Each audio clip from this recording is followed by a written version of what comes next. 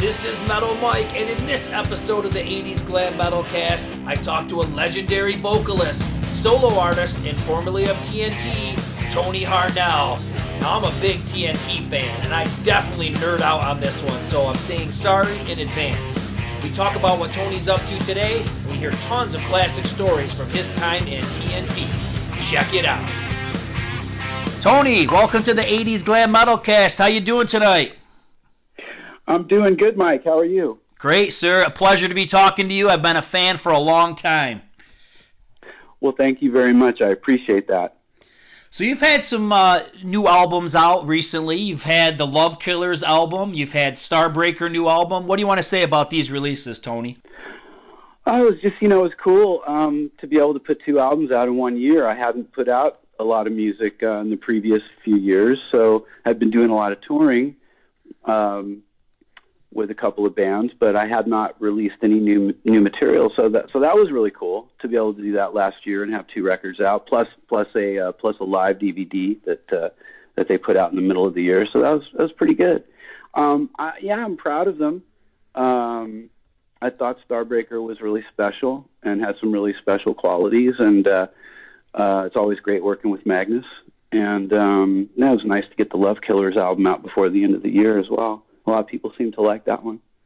One thing for sure that stands out is your voice. I mean, your voice is still intact, sounds incredible. You've got the harmonies there. I mean, it's amazing. Thank you. Well, thank you so much. I appreciate it. It's nice to it's what I do, and I love doing it. So I'm lucky and grateful that I still can do it. Okay. Pretty well, maybe. Yeah, I think you're doing better than okay. Thank you. When you hear people say today, and this comes out a lot from a lot of artists, they'll say, you know what, I'm not going to make any new music because there's no money in it. What do you think when you hear somebody say that? I understand it. I think simplifying the statement the way you did is possibly a little bit unfair, but I understand why people do. I think in today's climate where streaming has become so prominent and we lost physical sales, they're still there, but for the most part, they're not. And the outlets for musicians to survive and make a living have dwindled. And everybody, most people can pretty much get their music for free. A lot of people use YouTube and don't even pay for it. So, and then, of course, the really inexpensive streaming services don't pay artists much at all. Even if you have 1 million or so or whatever streams, you don't really get a lot for it. So I think it's fair for an artist how hard we work on the music and how long and how many hours it takes to write, record, mix, master, and get something out, and all the artwork and whatever we put into it, maybe videos and the money spent or the time spent. And just the love and the creativity that goes behind it, forgetting about the time.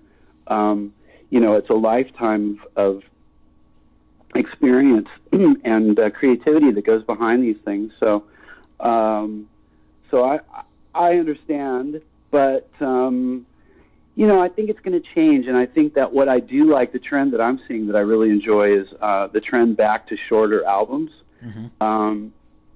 I think that it became a kind of a singles market for a while, but rock bands do records because an album is a work of art, usually from beginning to end, the way that the songs flow together. And, oftentimes artists have a sort of an idea of what they want a new album to sound like as a whole. So I like the idea of the shorter album because you're still getting new music out there. And honestly, most of the albums that were coming out in the 90s and early 2000s with 12 and 14 and 15 songs, you'd be lucky if there were 8 or 9 good ones. So just put out 8 or 9 songs, 10 tops. But I think it's if you have something to say and you feel creative, maybe even just with a few songs, put out an EP if you don't want to put out a whole album. But I do think it's cool to put out something new. And whether you play that stuff live or not, the next time you go out and play shows, maybe a song or two just for yourself. And I don't think the fans mind that. And if it happens to do something and it catches on a little bit, then you play more. But I think the fans like it. I think even if you don't play a lot of it, I think they like to see some new music out there. And honestly, I think even a song or two once in a while, it's nice for people to see that you're remaining creative on some level. But there are a lot of acts out there that just continue to tour year after year after year without any new music, and they're not the people are still going to those shows because they want to hear those old songs. But so it's not something that a lot of them have to do.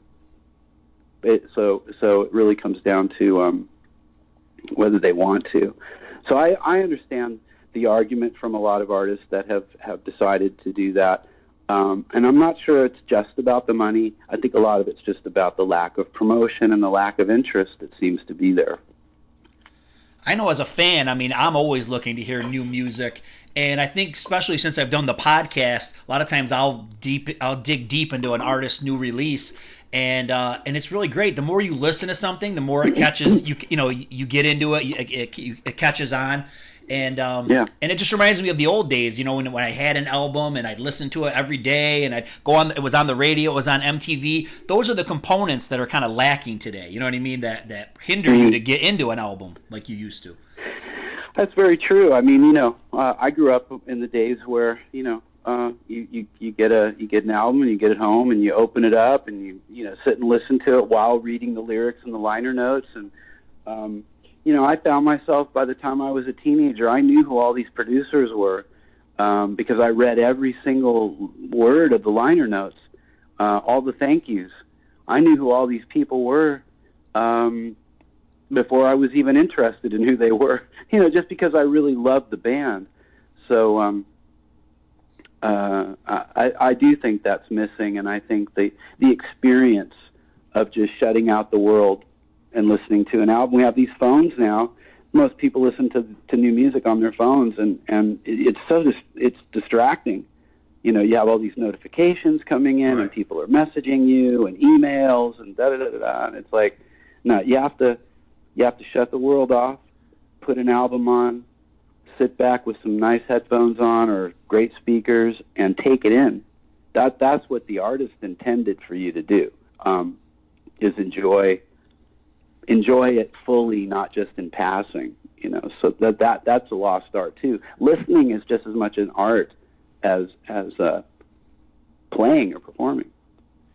So a few months back, I talked with Ronnie, and it was awesome. He's a character. I love his accent. I mean, it was a great conversation. He had mentioned that he wanted to do a side project with you that just wasn't TNT, just something different where you guys could, like a new playground. Are you game for doing something like that? Well, we've been taught to me, that's nothing new. It's new to everybody else who heard it, who likes the band. We've been talking about that for many, many years. We just never had the time to really, go into that. But, I mean, we probably have songs that we can, that we can take up. I mean, we did, quite frankly, some of the TNT albums we did in the late 90s would have been more suitable to be something like this, a side project, rather than a TNT album, because they were so sort of out there. And in all fairness, he and I wrote a lot of that stuff, privately, just off in our little world. We wrote Transistor in Spain. We wrote quite a bit of Firefly, just holed up in, his up where his studio is.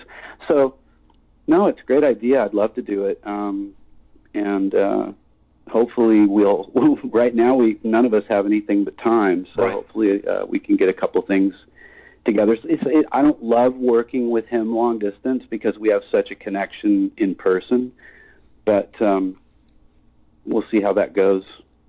Yeah, that's something I wanted to ask you about. Is that you guys have obviously a major musical chemistry between each other, and it's funny because you're kind of from different worlds, different continents. I mean, what does that still blow your mind when you think about how the kind of music you make with this person who's from a totally different walk of life than you? Yeah, that's the beauty of music, isn't it? I mean, a surfer kid from San Diego and a Viking, from the dark, cold country up north. But it's all about my influences and the kind of music that I wanted to do at the time that opportunity came around when I was 21 years old and I got into TNT. He heard me first from some random demo that somehow got into his hands, and heard something that he thought would work. And when I heard his guitar playing and his riffs, it was literally like, wow, I can't wait to get my voice on that. So it was exactly the right time, and the influences were just perfect for what I was into and for what my favorite bands were. So it's the music that brought us together and made us brothers. And I think the fact that we were from such different backgrounds is what made our songwriting so special, because it took us about a year, maybe not quite a year actually, but at least 6 months to 8 months of working together live and on the first album, which I did not do a lot of writing for before we started to legitimately write songs together. But when we did it, it was pretty instantaneous that it was working. And the sort of whatever American influence I brought into it, combined with where he was coming from, really seemed to just sort of automatically create something fresh, which I think is really cool. We didn't try to be something. We just started writing, and then we went in and sort of made the music with the band, and it just sort of became this thing, which I think is the beauty about it. Oh yeah. Is he kind of critical of himself? Because I think he goes, I don't think I've ever made a perfect album yet. And in me, I'm thinking like, really? I'm thinking you got a shitload of perfect albums in my opinion, but yeah. I agree with him. I mean, people ask me, I just did a Q&A on Instagram, and someone said, what's the best song you've ever written? And I always say the same thing, which is that I haven't written it yet. Mm-hmm. And I'll probably say that till I'm not here anymore, or till my last breath, I should say, because I won't be able to speak when I'm not here anymore. That's true. Yeah, I agree with him. I think we've made some good music, and we've made some cool. We've had some cool moments, and some that I'm real proud of. But the perfect album, not yet. I hope we make one. You know what though? When you say the word perfect with any art form, it really doesn't apply. True. I think it's an objective thing, and art is not sports. With sports, you either win, you cross the finish line faster than everybody else, or you don't, or you get more home runs or more touchdowns or whatever sport you're talking about. But with when it comes to art, what is a perfect album for one person is a horrible album for somebody else. Yeah, and it's all, I've talked about this with a lot of people, it's subjective, you know what I mean? There's albums that were flops by artists that I love, and for some reason I was in tune with that artist at that moment, and then there's other albums that were huge that I don't care for, but everybody else was in tune, you know what I mean? So it's subjective. Yeah, I agree with you. I mean, there are those really big albums that sort of, everybody just loves, Yeah. But I totally agree with you. What's your, I think I know what your favorite TNT album is. Is it My Religion? I want to say it is, but I'm not sure. Well, in many ways it is, because I think we were just going through such a creative period, and from going so far out into left field on Firefly and Transistor, it was very healthy for us to do that.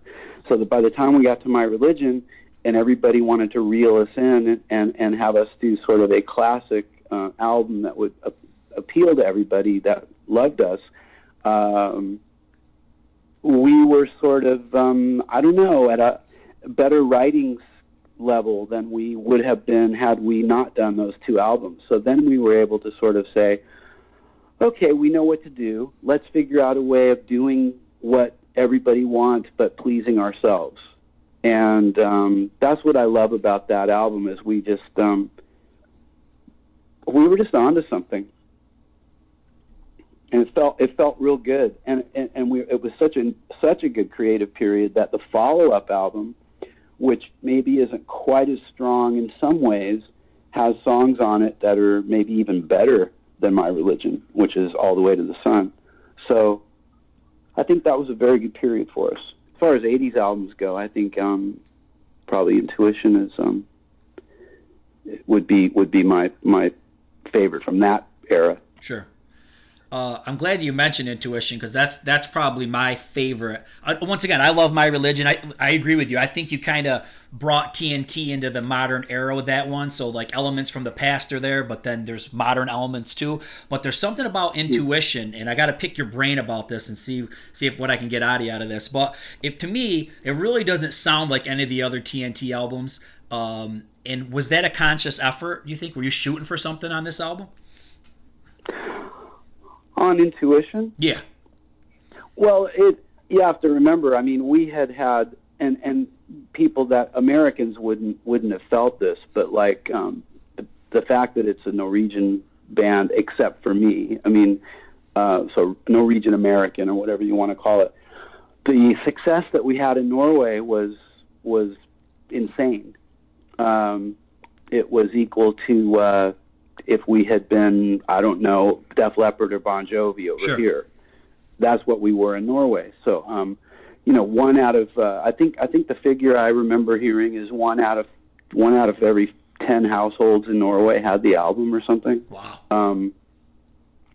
So it was quite big, and we won a Grammy Award over there for Rock Album of the Year, and it was a major thing. So, and so coming off of that, and had 2 really fun tours in the States, 3 really, but so it was weird. It was kind of like, on one hand, it was sort of the follow-up for the big successful album, but it wasn't successful from, by most standards in America because of such, the vastness of this country.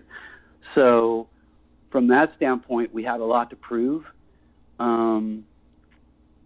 And it was kind of a collective thing, I think, between us and the producer. The producer had a lot to do with that album. Yeah. He wanted to do things. I just kind of let stuff happen with the music. I was, involved with the writing, of course. We did write that album in Spain also. And, but I think, was it conscious? I don't really know. I just think, it's like you go through things in life, and they come out in your music. And that's kind of the best way to describe a lot of things that I've done and a lot of things that I see other artists doing, whether they're big or not big, or is, you experience things in your life, whether it be, stuff to do with relationships or spiritual journeys or whatever it may be. And it normally, if you're an artist, it reflects onto your songwriting and performances. So that's pretty much what I think with Intuition. Now that album, different from Tell No Tales, is we had some pretty major success in Japan, but we hadn't been there yet. But with Intuition, that's the record that blew open really big in Japan. So it was very successful in other markets and probably about the same in America as Tell No Tales. I'd say they were pretty much, I think the sales were almost identical. But that was the Japanese album. That was the big tour over there and all that. But again, we were so young, and we were just figuring it out. So we had great people around us at the time, musically. So. And I think you touched on exactly what I was thinking in my head was the production. Was the producer, because I feel like, and I don't want to come across as cheesy when I say this, but I feel like there's some kind of like magical sounds on there, at least that I hear. There's a lot of little synth accents and just little things that like give it like this, magical sound. Do you agree with that, or am I crazy? I'm probably crazy. No, I think you're 100% right, and I think the producer was very much into what Mutt Lange was doing at the time with Def Leppard, and I think that he, I remember he had a beautiful studio over there where we did the first 3 albums, and he kept upgrading it all the time. And one of the things he bought before that album was a digital tape machine, And so Intuition is one of the first hard rock albums that was done on digital tape. Hysteria was possibly the first or one of the first, very first. But Intuition was right in there as one of the early ones that was done on digital tape. And the producer just really had fun with that. And also the drums on Intuition are programmed like Def Leppard did. Okay. So they aren't actually live played drums. They're programmed drums, and of course we brought in Jolyn Turner to sing backing vocals with me, which was a really fun experience. We were both in the studio at the same time with two microphones facing each other, and we became really good friends. We actually flew over there together to do the backing vocals. The lead vocals were already done. The album was done. So the whole thing did have sort of a bit of a magic surrounding it. I would agree with you. Yeah, and that's so awesome that you talk about Jolyn. I did talk with him. I want to say about a month ago. Super cool guy. That was mind-blowing conversation. But yeah, I love his voice on those albums, and especially if we go to the next album, Realized Fantasies. I was just listening to it before we talked. I think it's Rain. It is Rain. At the end, you guys are kind of going off, back and forth with the vocals, and he's awesome, man. He's so cool. Oh yeah.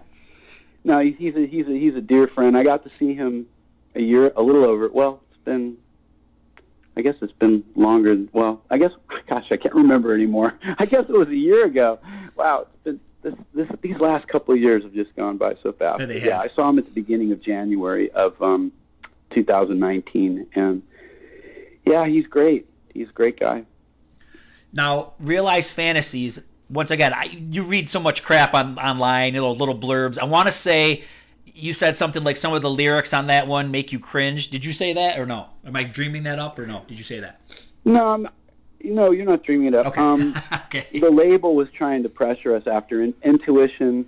They felt that the thing that was preventing us from being huge was that we weren't singing about girls and sex enough. So. Oh yeah. And whatever. So they brought in another lyric writer to work together with me and Ronnie, and we were in New York working on that album on Long Island actually, and even some of the stuff I wrote on my own, I cringe at. Mostly that's what I'm cringing at because the label wanted me to try to be something that I wasn't. And I purposely did not want to be a band like everybody else. Right. I did not want to. I remember when I was done, and I always would send my new albums to my grandmother. And my grandmother was my biggest fan. And, I remember her, having some negative comments about the lyrics on that because they were just a little too, they weren't even sexy. They were just there was a couple songs that were just kind of dirty. Yeah. And the songs that I'm proud of, that don't have that, is where I just did my normal, Ronnie and I did our normal thing. And that's like Rain and Indian Summer and I don't know, Hard to Say Goodbye. I'm not sure if Hard to Say Goodbye is one, but Downhill Racer. Mm-hmm.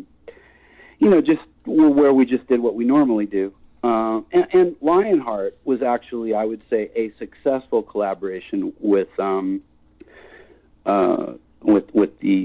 person that came in to do lyrics with us, which mm-hmm. And I really do love that song. So it wasn't a complete loss. It's just and most of, like I said, most of the stuff that I cringe at is my own stuff where I was trying to be something else.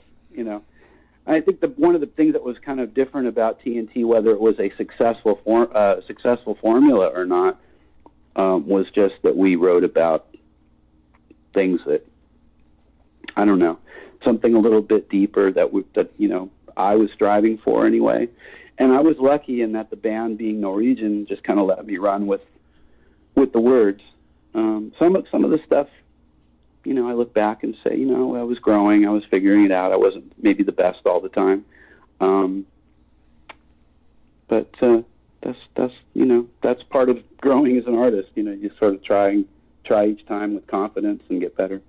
Well, I think Easy Street is probably my favorite TNT song out of any of the songs. So that's one I don't cringe when I hear that. I love that damn song.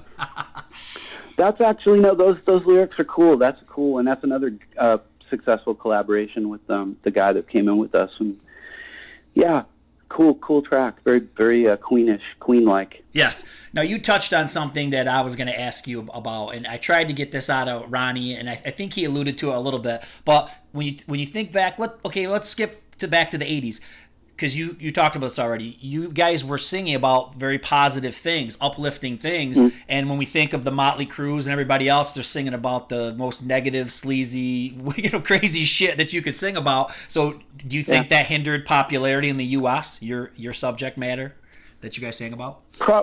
Probably, probably in some ways. I think lack of good promotion from the record label and having a really strong manager didn't help us either. So I don't think Tell No Tales was off the mark that much, even though the songs were pretty positive. I think that it was should have done a lot better. And I think had the label done a few things a little bit differently and released one of the ballads on there, I think things would be very, very different for us now, or even soon after that.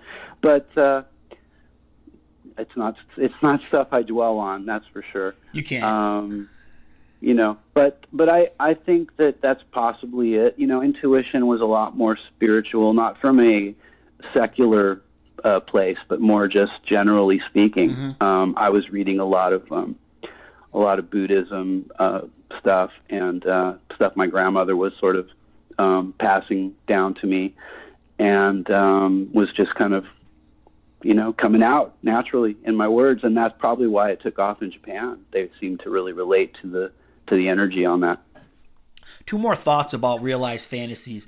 I think sonically, it's probably one of the best sounding albums that you guys have done.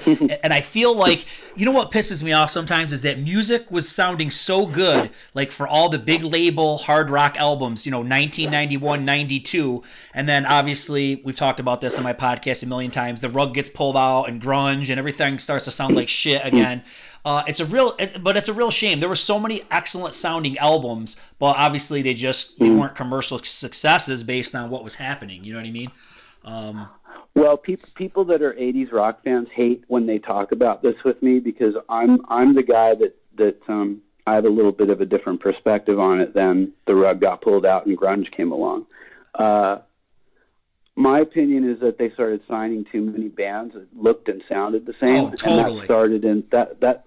Remember, a lot of people forget this. TNT came out in '84 with Knights of the New Thunder in Europe, and then '85 that same album came out over here with a few tweaks, couple of extra songs, maybe some different parts added. So we weren't in that wave at the end. We were already kind of there, and '87 was Tell No Tales, and '89 was Intuition. '92 is what you're talking about, and that album was delayed. We had a lot of problems recording it, and we finally had to take it from the producer that we did it with because we didn't like the mixes at all, and we gave it to Gary Lyons, who was the engineer on Night at the Opera and a ton of really brilliant classic rock albums, British guy who was living in New York City at the time.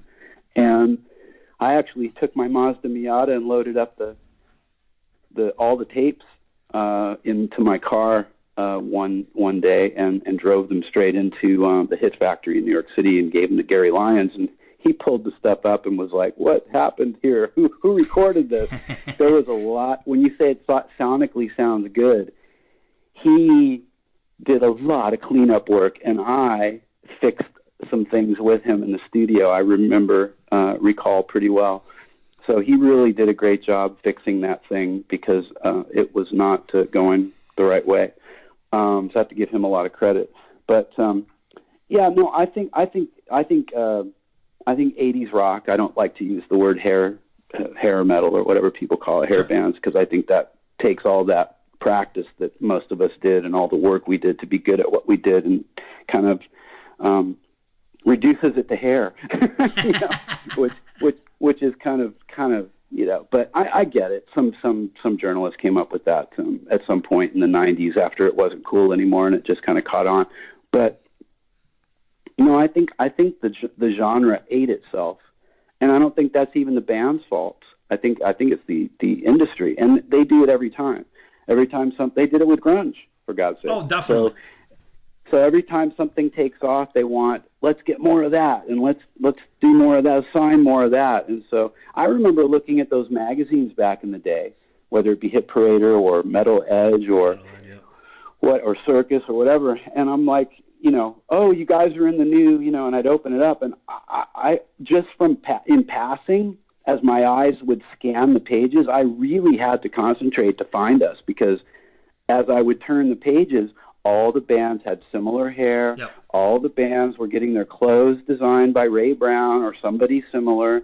And it's just, where are we? Oh, right, there we are, So, I mean, so I think grunge was a very understandable reply to what was going on. And I was one of those that when I saw the Nirvana video the first time, I said, this is really amazing. Mm-hmm. And this is going to be the thing, when those bands came out. And I don't think they were all legitimately grunge anyway. I think Nirvana was grunge. I think Soundgarden was kind of almost classic rock in many ways. Yeah, but, like Sabbath almost. Yeah. So that's my take on it. I think it would have faded and something else needed to come along. But here's the good thing that people forget. There's no rock on the radio now. No. And as much as I didn't love all the grunge, but I didn't mind hearing Pearl Jam or Soundgarden or Nirvana on the radio, because at least it was rock. Right. I agree. There's no rock now. No. Now it's just nothing. Yeah, because honestly, all it did was it went from the cycle just changed, but the process was the same. MTV was playing videos, radio was playing songs, albums were out, so it was still kind of happening, and then it just totally bottomed out, and everything was done. It's terrible. Right. So thank God for Foo Fighters and a few others that kept things going. There's been some great bands along the way, and I think that the one singer that really, for me, and I liked Soundgarden, but I did like Chris Cornell more than I actually liked his band. But when his solo record came out in the late 90s, I was like, I'm completely blown away and taken by that album. And when Audioslave came out, I was like, this is the rock savior band right here, Yeah. Yep. So there have been some really great moments along the way with rock, and there's a ton of other acts I could mention, even bringing it up to present time. It's just that the airplay and the sales are not there like they used to be. No. It's funny, and I know when I say the rug got pulled out from under, the bands, but who I blame today, honestly, in retrospect, I at least take partial blame, I blame the fans. Because when I look at albums like Realized Fantasy or Motley Crue's 1994 album, any of those albums, I bought those albums. I went out and sought those albums, but where did the rest of the fans go? You know what I mean? So they were just there for the ride because it was popular. You know what I mean? But diehard fans like myself, I still was digging, trying to find when, Vince Neil had a solo album out or whatever. I stuck by the bands. You know what I mean? So I feel the fans have to take some ownership too. Yeah, but you know what? I hear what you're saying, but in all fairness, I mean, we went to Japan on the Realized Fantasies tour, and we sold out the same places that we did on Intuition. But in all fairness, the label in America, we had changed labels at that point. We were on Atlantic rather than Mercury, and Atlantic put out X amount of copies. We made no music videos. Now, had we made a music video for maybe Lionheart, for example, things could be very different. Right. So, or Rain, or any number of songs on there. So they just decided after Nirvana came out and then our record came out, it was a conscious decision on their part that they were going to stick out X amount of albums, which, by the way, whatever number they put out, all sold. That's why that album was so hard to get for so long. and they did a reissue not too long ago on colored blue vinyl. I actually have a copy. That actually sold out. Whatever they printed sold out pretty fast. They did it in Japan and remastered it. So in all fairness, I do think the label just said, this isn't going to do anything. Let's put out, however many thousands of copies. They all sold, and that was it. Wow. They never ran and did another run of that record, and they never made any music videos. So, the fans are, especially then, were absolutely dependent upon MTV and promotion. And there was that psychological thing of, this is really being promoted, so we like this. Right. I mean, no, it's true. I mean, if something gets played enough, sometimes you hate it, and then you like it, and then, okay, I've heard it too much, but... So basically what you're saying is they just cut their losses. They're like, we're not going to put any money into this because grunge is out and we're out. That's it. Yeah. You can make an album appear to be a flop if you're a record label just by not promoting it. Right. And the fans, psychologically, the fans go, it just wasn't that good, That's too bad. Well, hey, man, I don't want to take up too much more of your time, but what do you want to say to all your fans that have been following you all these years? Just thank you. I'm super grateful. I hope everybody is staying safe out there. This is just absolutely an insane period. Everybody's experiencing it. I think for the first time in world history, we're all experiencing the same thing. Every single person I speak to, and I have friends all over the world, Australia, New Zealand, obviously Europe, Norway, England, Germany, everywhere. Everybody is Italy, for God's sake. They're really having, New York City, where I just moved to Nashville from, they're really having a hard time. So, it's incredible. And what I hope to see, first of all, the fans have been amazing. They want to support their favorite artists. They have reached out to me, please do some online concerts, which I will be doing. Absolutely will be doing. So hopefully they'll be watching on my Facebook page and my Instagram, or wherever I end up doing it, probably Facebook, which it's just Tony Harnell Official. And I'm just really grateful that I have fans. I think that's kind of amazing when I look at it now. I think when you're young, you take a lot of things for granted and you're just sort of oblivious to so much. But as I've gotten older now and where I'm at now, I just have a huge amount of gratitude for anybody who appreciates what I've done and who understands that I've put a lot of love and effort into a lot of my all my work, and will continue to do so till I'm not doing it anymore. But I just want everybody to stay safe and healthy, and I know we're going to get through this. And I hope that everybody takes this time to just learn to love each other more, and I hope everybody really grows from this experience. That's really my big hope for the world, is that we all grow and that the world grows from this crazy experience. Well, yeah, and that's something I failed to mention. The tour with Michael Sweet and I is still on, and it's just been moved. It was moved from May to September, October. So if people want to, if people have tickets, those tickets will be honored. And if they don't, make sure you get your tickets for Michael Sweet, Tony Harnell, September, October. And this is going to be hopefully just the first leg of what'll be more runs with he and I. I appreciate all the great music that you made. It's definitely made an impact on my life, and I hope that you stay safe and stay healthy, and you are 100% right. We will get through this, and we'll be back out doing shows and all rocking out together very soon, hopefully. All right, brother. Have a good night, man. You too. Thanks, Mike. Thanks, Tony. That was an awesome conversation with Tony Harnell. But now, let's talk about the 80s glam metal beatdown. I don't know if you've watched any of our episodes. We've done two, Axl versus Vince Neil and Dee Snider versus Paul Stanley. The first one got me blocked by Vince Neil. The second one actually got tweeted by Dee Snider. So I had a miss and I had a hit. So what you should do is subscribe, because there's going to be tons more of those, tons more of podcasts, all kinds of crazy stuff going on. Rock on!